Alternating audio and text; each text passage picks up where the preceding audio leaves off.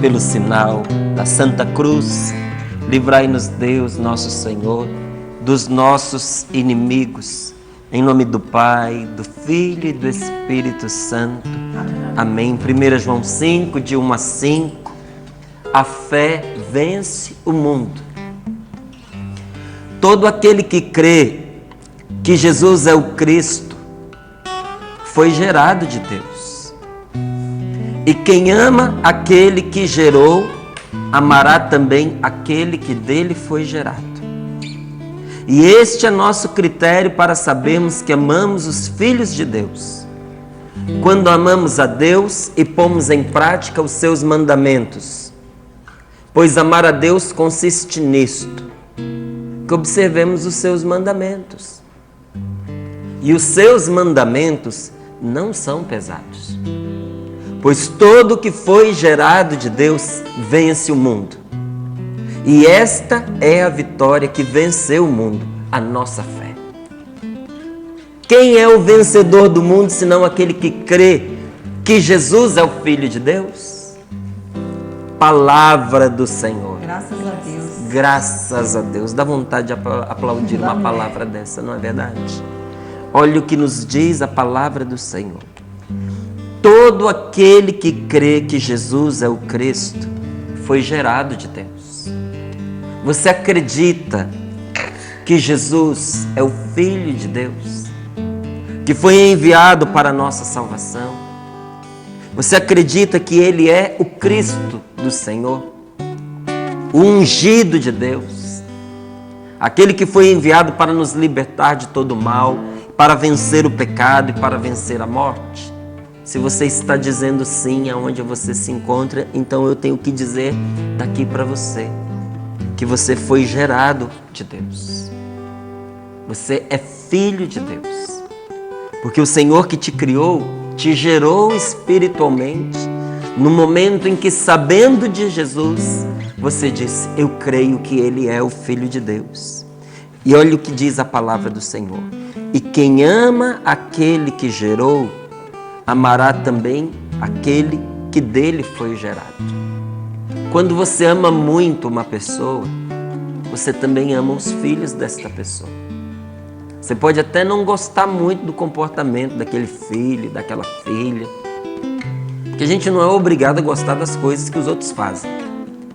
E às vezes até você nem nutre tanta simpatia, igual você nutre pelo pai, pela mãe. O seu amigo é o pai, o seu amigo é a mãe daquele jovem, daquela criança.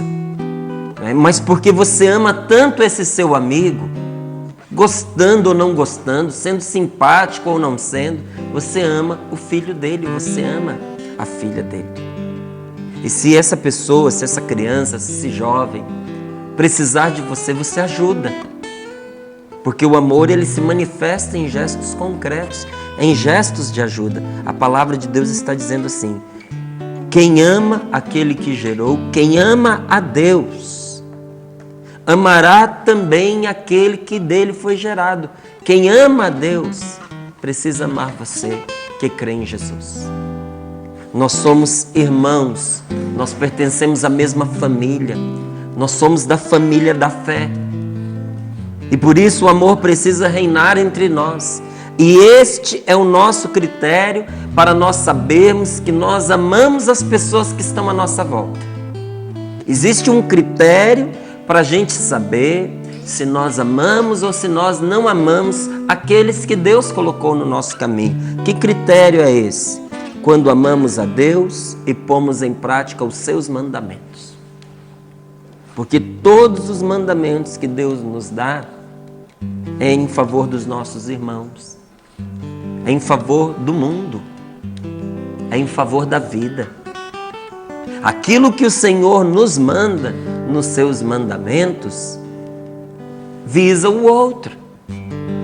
Deus não visa a si mesmo, não é? O bem que nós queremos fazer a Deus, o amor que nós queremos manifestar a Ele, Ele recebe pelas mãos das pessoas que nós ajudamos.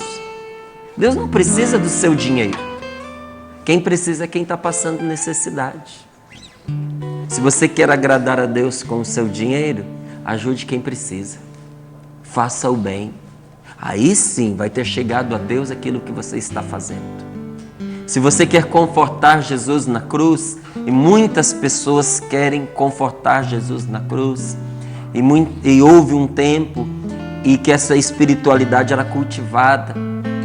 Às vezes a pessoa estava ali aos pés do crucifixo, olhando para Jesus, da imagem de Jesus ali esculpida na madeira, desenhada no gesso, e a pessoa, ao olhar para o crucifixo, se compadecia, ia dizendo a Jesus, ali naquela imagem, palavras de consolo. Com certeza isso tem o seu valor. Com certeza Deus ouviu esta oração e ela foi agradável a Deus, mas teria sido ainda mais agradável se, em vez de dizer ali para a imagem de Jesus crucificado, essas palavras de consolo viessem ao encontro daquele Jesus crucificado no nosso irmão, aquele que está ali de isolado, aquele que não tem quem o aconselhe, quem o escute, aquele que está sozinho, que não tem ninguém por ele. Se ouvir as palavras de consolo na oração confortam o coração do nosso Deus, essas palavras em socorro dos nossos irmãos que estão necessitando dão alegria ao coração de Jesus. Os mandamentos de Deus estão voltados para os outros. Nós queremos que Deus receba o que nós fazemos, mas Ele só pode receber o que nós fazemos pelas mãos daqueles que estão precisando.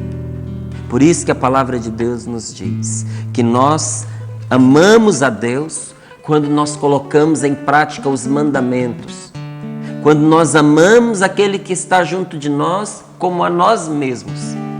E quando a gente age assim, que alegria, que bênção, que paz. Como a nossa vida vai se ajeitando e vai se tornando melhor, porque a vida é uma bênção, gente. A vida é uma coisa muito boa e ela precisa ser valorizada, porque a vida é uma só. É a vida que começa neste mundo e que continua na eternidade. É uma vida só. Não tem uma segunda, não tem uma volta a essa terra, não tem uma outra proposta, não tem. A verdade é essa, nós vivemos neste mundo, aqui nós somos gerados por Deus no seu Espírito Santo, e o Senhor planta dentro do nosso coração uma semente de vida que não vai permitir que nem a morte nos desfaça. Isso é motivo de muita alegria, você saber que a morte não é capaz de te destruir, porque Jesus Cristo, nosso Senhor, venceu a morte. Só por isso nós teríamos motivo para louvar a Deus esse dia inteiro. Mas quantas bênçãos Deus tem derramado na nossa vida. Quantas pessoas boas. Tem gente que perturba você, que tira o seu sossego, que tira a sua paz. Sempre vai ter. Sempre vai ter. Mas vai ter também quem te ajude, quem te console, quem divida com você o fardo na luta. Sempre vai aparecer pessoas preciosas, pessoas caras na sua história, na sua vida.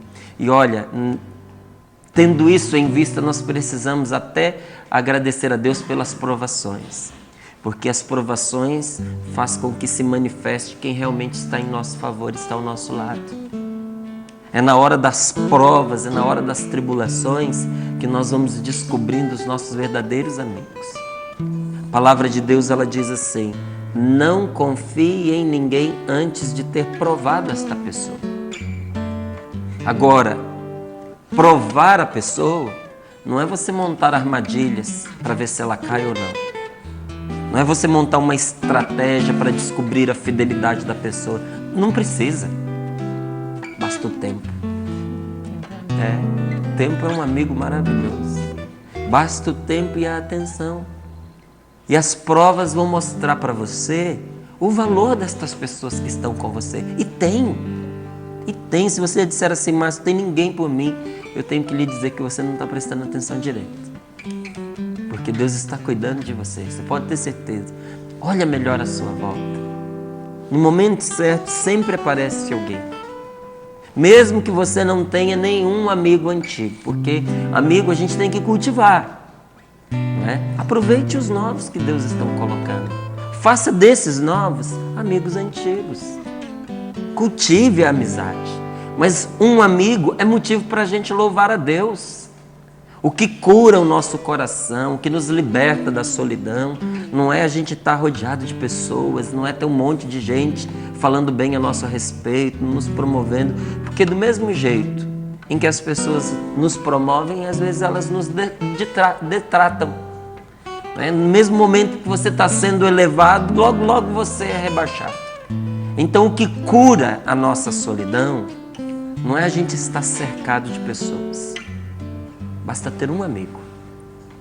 Quem tem um amigo não está sozinho, basta um. E às vezes o melhor amigo que Deus lhe deu foi o marido que pôs ao seu lado. Foi a esposa que Ele lhe concedeu. Nós temos que aprender a valorizar aquilo que Deus nos deu. O melhor marido, a melhor esposa é o nosso, é a nossa, porque nos pertence. Os melhores filhos, e isso você pode acreditar assim e ver assim, que não tem problema nenhum, pecado nenhum. Os melhores filhos que existem nesse mundo são os seus. Por quê? Porque são os seus, não são outros. Você tem o direito de amá-los assim. E olha, como é bom a gente olhar para os nossos filhos, como a alegria daquela criança alegra também o nosso coração. E aí nós louvamos a Deus. Nós temos 1000 motivos para louvar o Senhor. Poder respirar de novo nesta manhã é motivo para louvar o Senhor. Só o fato de você estar aqui já é uma vitória. Você quer maior prova de você ser uma pessoa vitoriosa do que você está aqui nesse momento? Quantas lutas, quantas batalhas você enfrentou e venceu. Essas lutas fizeram você chegar até aqui. Eu ouvia um professor dando um testemunho uma vez, e ele era uma pessoa muito renomada, e disse que um aluno dele, assim, encantado com ele, conseguiu fazer uma entrevista. E o rapaz não sabia o que perguntava, porque não acreditava que tinha conseguido a entrevista. E ali, entre tantas perguntas, ele tinha uma que era especial, que ele estava guardando na manga para fazer. Então, assim, cheio de ansiedade, sabe? Ele pergunta para aquele homem: professor, como foi que o Senhor conseguiu chegar aonde o Senhor chegou? Aí o professor olhou para ele e disse: por meio de todos os meus planos que deram errado. Foram os meus erros que me trouxeram aonde eu estou. Porque se eu tivesse feito o que eu queria, se as coisas tivessem saído como eu esperava, eu jamais teria chegado até aqui. Então, quando nós estamos unidos a Deus, até aquilo que na nossa vida parece um erro, um desvio, um plano que se frustrou, nos encaminha para aquilo que é a vontade dEle. Você já parou para pensar se tudo aquilo que você tivesse pensado para você, sonhado para você, tivesse acontecido, aonde você estaria? Eu confesso a você que os planos de Deus para mim foram muito melhores do que os planos que eu tracei. Se um dia a gente tiver oportunidade, nós vamos conversar e eu vou lhe dizer como eram os meus planos, que eu tenho eles até hoje muito claros na minha mente.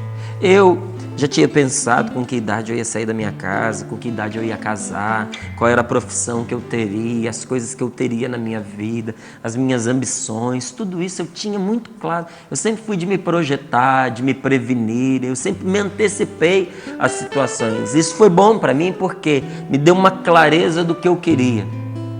Hoje eu olho para tudo que eu sonhei e penso: como eu sonhei pequeno, como eu desejei tão pouco. E Deus foi me levando para muito mais. O Espírito Santo ensina a gente até a sonhar. Porque sem o Espírito Santo nem sonhar a gente sabe, sabia? A gente não sabe, a gente sonha pequeno, sonha baixo. Talvez você até diga assim: mas olha, hoje para mim qualquer sonho já seria alto. Não é? Eu não estou nem sonhando. Pois é. Mas se a gente quer sonhar grande, precisamos começar pelas coisas pequenas.